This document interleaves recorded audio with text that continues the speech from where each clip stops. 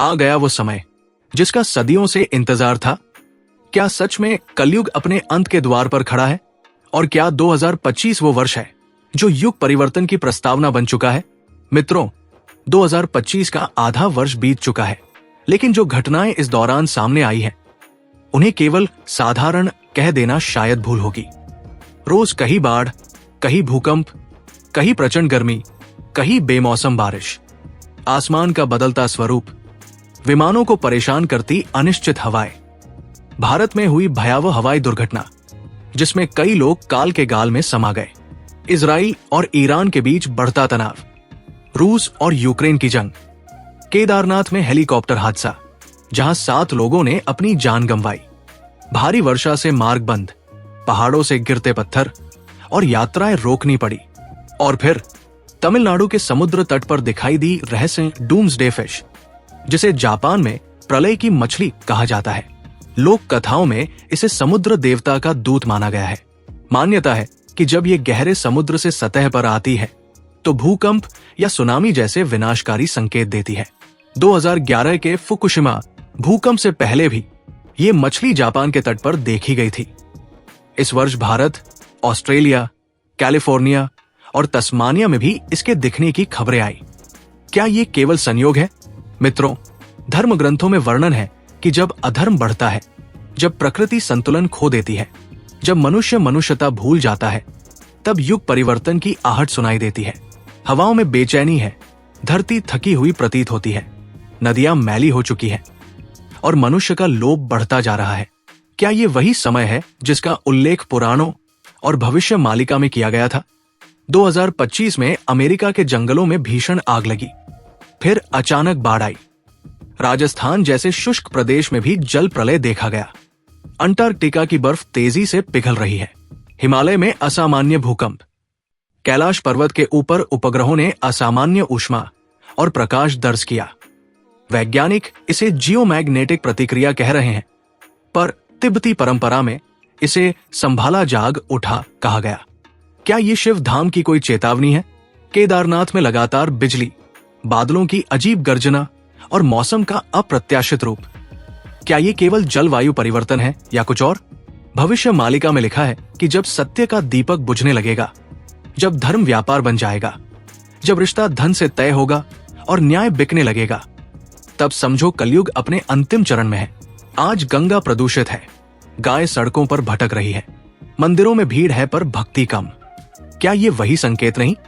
श्रीमद् भागवत महापुराण कहता है कि कलयुग में धर्म के चारों पांव टूट जाएंगे, मनुष्य पशु समान हो जाएगा, गुरु धन के भूखे होंगे, पुत्र माता पिता का सम्मान नहीं करेगा, विवाह केवल नाम का रह जाएगा और प्रकृति विद्रोह करेगी। आज हम तीसरे और चौथे चरण के बीच खड़े प्रतीत होते हैं, जहां अधर्म सामान्य हो चुका है और प्रकृति प्रतिक्रिया दे रही है। भविष्य मालिका के अनुसार कल की अवतार से पहले कुछ विशेष संकेत होंगे। ग्रहों का विशेष योग, उत्तर दिशा से दिव्य प्रकाश, संतों का एक साथ देह त्याग।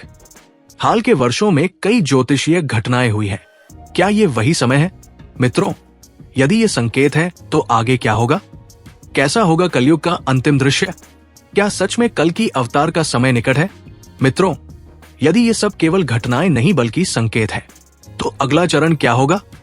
धर्म ग्रंथों के अनुसार जब अधर्म अपने चरम पर पहुंच जाता है, जब सत्ता अन्यायी हो जाती है, जब गुरु ज्ञान छोड़कर व्यापार करने लगते हैं, जब मनुष्य का हृदय करुणा से खाली हो जाता है, तब ईश्वर स्वयं हस्तक्षेप करते हैं। यही वो क्षण होता है जब युग परिवर्तन अनिवार्य हो जाता है।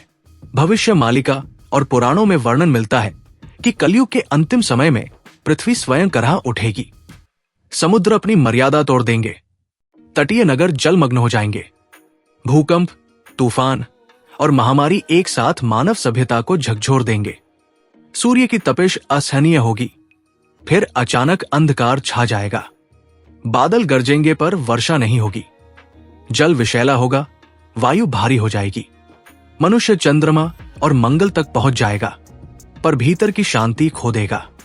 कहा गया है, जब मनुष्य भगवान को नहीं स्वयं को पूजने लगेगा तब युग बदलेगा। आज विज्ञान ने बहुत कुछ दिया है पर आत्मा बेचैन है। मंदिर बने पर मन खाली हो गया, रिश्ते हैं पर विश्वास नहीं।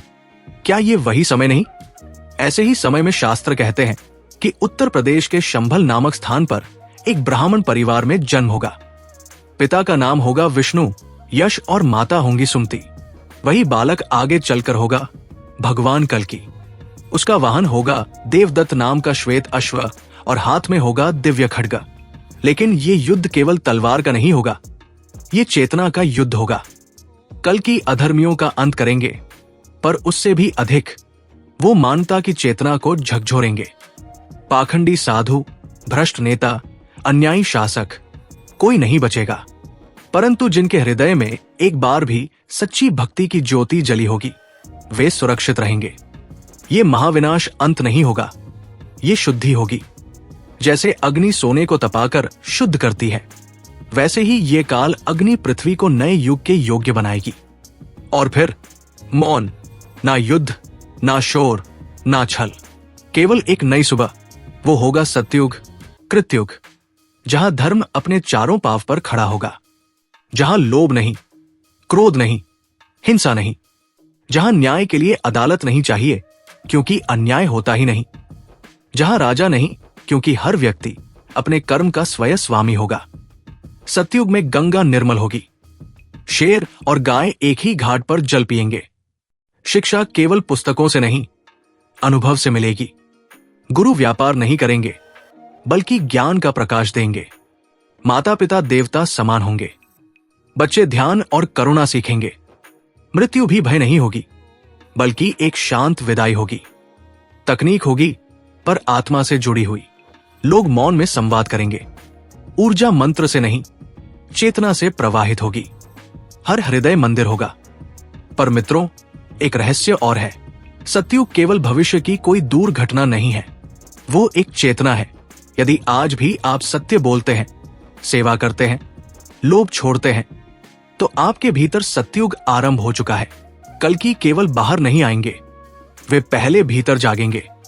आज प्रश्न ये नहीं कि कलयुग कब समाप्त होगा, प्रश्न ये है, क्या हम अपने भीतर के कलयुग को समाप्त करने को तैयार हैं? क्योंकि जब मनुष्य बदलता है, तभी युग बदलता है। तो मित्रों, समय संकेत दे रहा है, प्रकृति बोल रही है, धर्म ग्रंथ चेतावनी दे रहे हैं। अब निर्णय हमारा है। हम अंधकार के साथ खड़े रहेंगे या उस नई सुबह का स्वागत करेंगे। जय श्री कल्कि भगवान। अगर आपको ये वीडियो पसंद आया तो ऐसे और वीडियो के लिए हमारे चैनल को सब्सक्राइब करें।